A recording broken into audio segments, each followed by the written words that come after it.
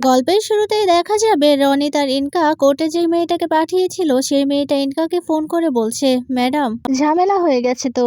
এই কথা বলে সমস্ত ঘটনা খুলে বলে ইনকাকে। এরপর ইনকা বলছে এটা কি করে সম্ভব হতে পারে। এরপর চিৎকার করা দেখে রনিত বলছে, ইনকা কি হয়েছে?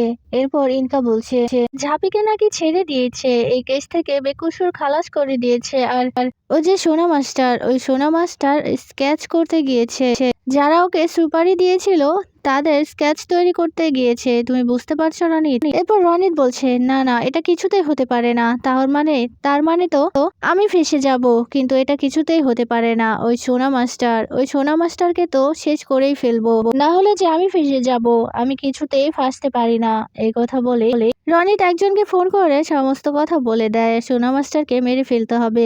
ওইদিকে দেখা যাবে সোনা মাস্টার স্কেচ তৈরি করছে, এদিকে ঝাঁপি আর দীপ তাকিয়ে আছে স্কেচের দিকে। এরপর দীপ ঝাঁপিকে বলছে, ঝাঁপি এত চিন্তা করিস না, আর এক্ষুনি কিন্তু স্কেচটা তৈরি হয়ে যাবে, এত চিন্তা করার কিছুই হয়নি। এদিকে সুকুমার বাবু রেগে যাচ্ছে, তাকিয়ে আছে স্কেচের দিকে। এদিকে দেখা যাবে স্কেচটা একটুখানি কমপ্লিট হতেই দেখা যাবে সবাই বলছে এটা কে, এত চেনা চেনা কেন মনে হচ্ছে চোখ দুটো। ওইদিকে রনিতের পাঠানো গুন্ডাটা বন্দুক নিয়ে চলে এসেছে সেখানে। এসে দেখতে পায় স্কেচ তৈরির কাজ চলছে, আর তখনই সোনা মাস্টারের বুকে গুলি চালিয়ে দেয়। গুলি চালাতে ভয় পেয়ে যায় সেখানে থাকা উপস্থিত সবাই। এদিকে ঝাঁপি আর দীপও ভয় পেয়ে যায়। সোনা মাস্টারকে একের পর এক গুলি চালাতে থাকে সেই লোকটা। এরপর গুলি চালিয়ে সেখান থেকে বেরিয়ে যাবে দেখে নেয় ঝাঁপি বলছে ওই তো লোকটা, ধরো ওকে। এই কথা বলেই ঝাঁপি সেই গুন্ডাটার পিছু নিতে থাকে। এদিকে দীপ বারবার ঝাঁপিকে ডাকতে থাকে, ওইদিকে গুন্ডাটাকে দৌড়তে থাকে ঝাঁপি। গুন্ডাটা একটা লোকের সাথে ধাক্কা খেয়ে মাটিতে পড়ে যায়। এরপর ঝাঁপি সেই গুন্ডাটার সামনে গিয়ে দাঁড়ায়। গুন্ডাটা ভয় পেয়ে ঝাঁপির দিকে বন্দুক তুলতেই সেখানে চলে আসে দীপ। এদিকে ঝাঁপি এমনটা দেখে ঘাবড়ে যায়, ঘাবড়ে গিয়ে দাঁড়িয়ে থাকে সে গুন্ডাটার বন্দুকের সামনে। এরপর দীপ এসে সেখান থেকে ঝাঁপিকে সরিয়ে দেয়। এরপর ঝাঁপিকে বলছে তোর মাথা খারাপ হয়ে গেছে নাকি। এরপর সেই গুন্ডাটা সুযোগ বুঝে সেখান থেকে পালিয়ে যায়, আর পিছু নিতে থাকে কনস্টেবল পুলিশরা। এরপর দীপ ঝাঁপিকে বলছে আর কখনো যেন এমন করতে না দেখি। তোর কি মাথা খারাপ হয়ে গেছে? তুই গুন্ডার পিছনে ছুটছিলিস, আর ওর কাছে বন্দুক ছিল, যদি কিছু একটা হয়ে যেত। এই কথা বলে ঝাঁপিকে নিয়ে আবারও সেই থানার মধ্যে যায়, আর তারপর গিয়ে দেখতে পায় সোনা মাস্টার মারা গেছে। এটা দেখে ভীষণ কষ্ট পেতে থাকে ঝাঁপি। এদিকে দীপ বলছে কি থেকে কি হয়ে গেল, এসব কি করে হলো, আর কারাই বা এসব কিছু করলো। এদিকে কাসাই আর ভীষণ ভয় পেতে থাকে। এরপর নীলু ওদেরকে সামলাচ্ছে। এদিকে সুকুমার বাবু বলছে কে বা কারা এই কাজ করতে পারে। থানার ভেতর এসে পুলিশের সামনে এসে একজনকে মেরে দিয়ে চলে গেল, আর আমরা কিছুই করতে পারলাম না। এ কথা বলে সুকুমার বাবু কাকে যেন ফোন করতে করতে সেখান থেকে চলে যায়। এদিকে কাসাই আর চুনি ভয় পাচ্ছে দেখে নীলু ওদেরকে নিয়ে চলে যায়, আর ঝাঁপিকে বলে যায়, দীপকে বলে যায় তোরা আয় তাড়াতাড়ি। এরপর দেখা যাবে ঝাঁপি বলছে তুমি বুঝতে পারছো এই সোনা মাস্টার আজকে আমার জন্য মারা গেল। এই কথা বলতেই দীপ বলছে তুই কি যে বলিস না, এসব কথা বলবি না। আর কি থেকে কি হয়ে গেল, ও তো আমাদের জন্য স্কেচ বানাচ্ছিল। ওকে সবার সামনে এসে কে বা কারা গুলি চালাতে পারে, আমি তো কিছুই বুঝতে পারছি না। এরপর ঝাঁপি বলছে দেখলে তো আমার জন্যই উনি মারা গেল, যদি আজকে স্কেচ তৈরি করতে না আসতো তাহলে কিন্তু ওনাকে মরতে হতো না। এই কথা বলেই ঝাঁপি তাকিয়ে আছে সোনা মাস্টারের দিকে, আর আক্ষেপ করে কষ্ট পেতে থাকে। এরপর দীপ বলছে আর একটা কথাও বলবি না এই বিষয়ে, চল এবার বাড়ি চল। এই কথা বলেই ঝাঁপিকে নিয়ে চলে যায় বাড়িতে। থেকে দেখা যাবে দীপ বাড়ি ফিরতে দীপের মা বলছে তুই কেমন মানুষ বলতো, তুই কি করে ওই মেয়েটার জন্য দেশে ফিরে এলি, আর দেশে যখন ফিরে এলি এসব কিছু কেন করলি বলতো? তুই তো বিদেশে চলে গিয়েছিলিস, কেন ফিরে এলি? ওখানেই থেকে যেতি, তাহলে তো আর এসব ঝামেলার মধ্যে পড়তে হতো না। এরপর দীপ বলছে মা তুমি তো চাইতে যে আমি দেশে থাকি, আর আমি তো দেশে ফিরে এসেছি, তাহলে এত কথা কেন বলছো? এরপর কাসাই বলছে মায়ের স্বভাবটাই তো এমন, ও সবসময় এমনই করবে। এরপর দেখা যাবে দীপের মা বলছে কাসাই চুপ করবি। এরপর দীপ বলছে মা কাসাইকে বলে কোনো লাভ নেই, শোনো একটা কথা বলি, ঝাঁপি এই সরকার বাড়ির বউ, আর ওর যদি কোনো বিনা দোষে দুর্নাম হয় তাহলে এই দুর্নামটা কিন্তু আমাদের বাড়িরই। আর আমি ওকে কথা দিয়েছিলাম ওর যত বিপদ আপদে ওর পাশাপাশি থাকবো আমি। ওর বিপদ হয়েছে এসব কিছু জেনেও আমি কি করে বসে থাকি বলতো? আমি সেই কারণেই কিন্তু ফিরে এসেছি, আর আমার অনুপস্থিতিতে ওর ক্ষতি করার চেষ্টা করছে সবাই, সেটা জেনেও আমি কি করে বসে থাকি, আমি তাই ফিরে এসেছি। এই কথাই বলছে দীপ। এইদিকে এইসব কথা শুনে রেগে যাচ্ছে দীপের মা।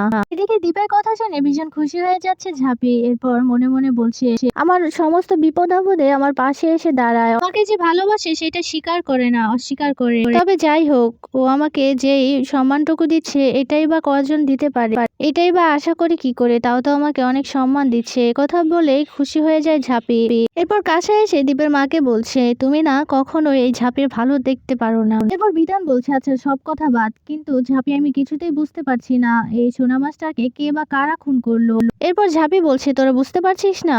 কথাটা তো একদম ক্লিয়ার, আমি তো বুঝতে পারছি। এরপর বিতান বলছে, মানে তুই বুঝতে পারছিস কারা এসব কিছু করেছে? এরপর ঝাঁপি বলছে, হ্যাঁ বুঝতে পারবো না কেন, তোর দাদা ভাইয়ের অফিসের এক্স পার্টনার, সেই তো এসব কিছু করছে, রনির দা, আর সাথে ইনকাদিও আছে, ওরা দুজনে মিলে এসব কিছু করছে। এরপর কাছে এসে বলছে, ঝাঁপি কি বলছিস কি এসব? ওরা ছোটখাটো বদমাইশি করতে পারে, কিন্তু একজন মানুষ খুন করার মতো এত বড় একটা বদমাইশি? এরপর ঝাঁপি বলছে, ওদের কাছে সবকিছুই সম্ভব। দেখ, তোর দাদাভাই যখন বিদেশে চলে গিয়েছিল সেই কথা শুনে কিন্তু আমাকে ফাঁসিয়েছিল, আর আমার কাছে কিন্তু থানায়ও গিয়েছিল।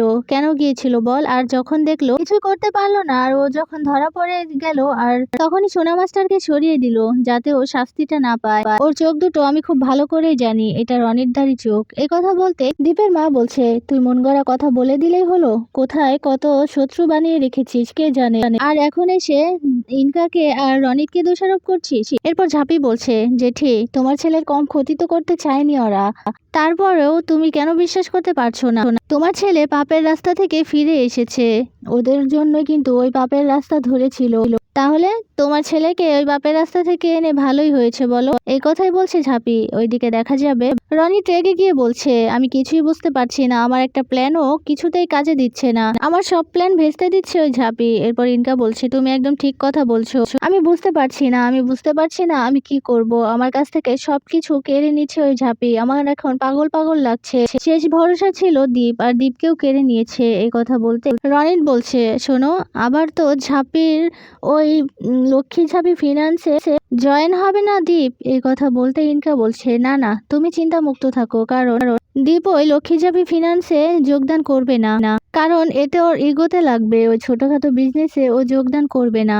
এরপর দেখা যাবে রনিত বলছে, ইনকা আমার না একটা প্ল্যান আছে, কিন্তু সেই প্ল্যানে তোমাকে আমার পাশে লাগবে। এই কথা বলতে ইনকা বলছে, রনিত চিন্তা করো না, আমি তোমার পাশে আছি সব সময়। এই কথাই বলছে রনিতকে ইনকা। ওইদিকে দেখা যাবে দীপের ঘাড় ব্যথার জন্য গরম পানি এনেছে ঝাঁপি, আর সাথে চা করে নিয়ে এসেছে। এরপর দীপ ঝাঁপিকে থ্যাংক ইউ জানায়। এরপর ঝাঁপি বলছে, শোনো না, তুমি কি কিছু ভেবেছো কি করবে না করবে? এরপর দীপ বলছে, না রে, আমি বিদেশে গিয়ে তো ওখানে আমার একটা চাকরি হয়ে গিয়েছিল, কিন্তু সেখানে তো আর যেতে পারলাম না, তবে ভাবছি এখানে কি করব, তবে খুব তাড়াতাড়ি কিছু একটা করব। এ কথা বলতেই ঝাঁপি বলছে, আমার একটা কথা রাখবে? জানো তো, আমার না খুব ইচ্ছে তুমি লক্ষ্মী ঝাঁপি ফিনান্সে যোগদান করবে, আর সেখানে তো তোমার জন্য একটা চেয়ার খালি আছে।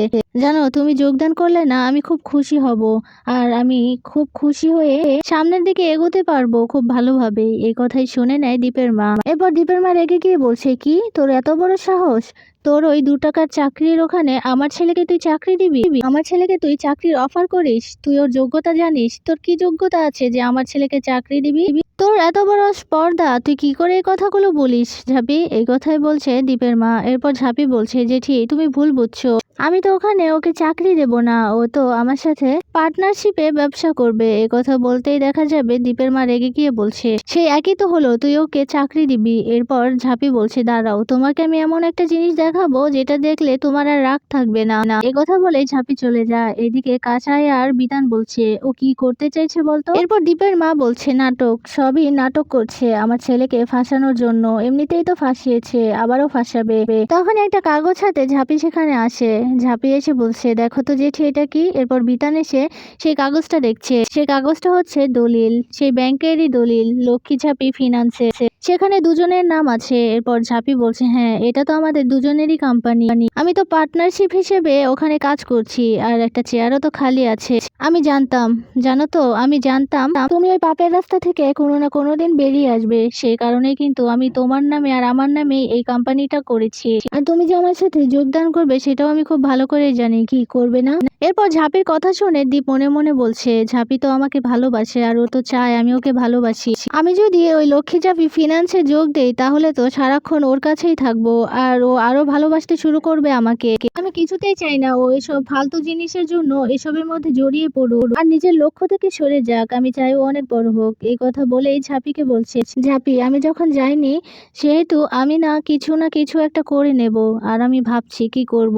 এই কথা এখান থেকে চলে যায় দীপ। দীপের এমন যাওয়া দেখে হাসছে দীপের মা, বলছে খুব সহজ না আমার ছেলে থেকে হাত করার, দেখলি তো আমার ছেলে তোর ফাঁদে পা দেয়নি। এই কথাই বলে দীপের মা ওইদিকে দেখা যাবে ঝাঁপি মনে মনে বলছে, আমি জানি আজকে তুমি কেন না করলে, কিন্তু একটা সময় আসবে তুমি খুশি হয়ে আমার লক্ষ্মী ঝাঁপি ফিনান্সে যোগদান করবে। এদিকে দীপের মা খুশি হয়ে ঝাঁপিকে বলছে, দেখলি তো আমার ছেলে, তোর ওই 2 টাকা চাকরিতে কিছুতেই যাবে না আমার ছেলে। এই কথা বলেই চলে যায়। এদিকে কাছে এসে ঝাঁপিকে বলছে, তুই না মায়ের কথায় কিছু মনে করিস না, জানিসই তো মা কেমন, আর দেখবি একদিন সবকিছু ঠিক হয়ে যাবে আর দাদা ভাইও তোর লক্ষ্মী ঝাঁপি ফিনান্সে যোগদান করবে। এই কথা শুনে ঝাঁপি বলছে, হ্যাঁ কাসাইদি আমি জানি, তবে আমি বিশ্বাস করি ও একদিন আমার ফিনান্সে যোগদান করবে আর আমিও খুব খুশি থাকবো সেই দিন। এরপর কাসাই বলছে, হ্যাঁ আর কোনো চিন্তা করিস না এটা নিয়ে। এরপর দেখা যাবে ঝাঁপি বলছে, না কোনো চিন্তা করব না। ওইদিকে দেখা যাবে দীপের মা আটার একটা ব্যাগ নিয়ে যাচ্ছে। এরপর বিতানের সাথে ধাক্কা লেগে সেই আটাগুলো পড়ে যায়। এরপর বিতানকে বকাঝকা করছে দীপের মা আর ওদিকে বিতান তাড়াহুড়ো করে চলে যায়। এদিকে ঝাঁপি এসে দেখে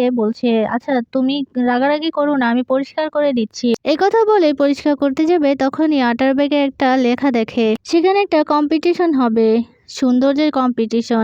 এটা দেখেই দেখা যাবে ভীষণ খুশি হয়ে যায় ঝাঁপি। সেখানে 50 লক্ষ টাকা পুরস্কার ঘোষণা করা হয়েছে। এটা দেখে আরো ভীষণ খুশি হয়ে যায় ঝাঁপি। ওইদিকে দেখা যাবে ইনকার সাথে রাস্তায় দেখা হয় ঝাঁপির। এরপর ইনকা বলছে, তুমি নাকি কম্পিটিশনে যোগদান দিয়েছো আর আমিও সেই কম্পিটিশনে নাম দিয়েছি ঝাঁপি, তবে আমিও দেখে নেব তুমি কি করে সেখানে জিততে পারো, আর জিতবো তো আমি। এরপর ঝাঁপি বলছে, ইনকা দি জিতবো তো আমি আর তোমাদেরও দেখিয়ে দেব, হারার জন্য প্রস্তুত হও। এতদিন অনেক কলকাঠি নেড়েছো কিন্তু আর না, এবার হারার জন্য প্রস্তুত হও। এই কথাই বলছে ঝাঁপি ইনকাকে। ঝাঁপির কথা শুনে রেগে যায় ইনকা। ওইদিকে দেখা যাবে কম্পিটিশনের দিন এক এক জায়গা থেকে এসেছে প্রতিযোগীরা আর সে কম্পিটিশনে সবাই রিহার্সাল করছে। এক একজন এসে র্যাম্পে হাঁটছে আর তখনই লাস্টে ঝাঁপির নাম বলাতেই ঝাঁপিও সেই র্যাম্পে হাঁটছে আর ঝাঁপিকে দেখে অবাক হয়ে তাকিয়ে আছে দীপ। ঝাঁপির দিক থেকে নজর না সরিয়ে মনে মনে খুব খুশি হয়ে যাচ্ছে দীপ।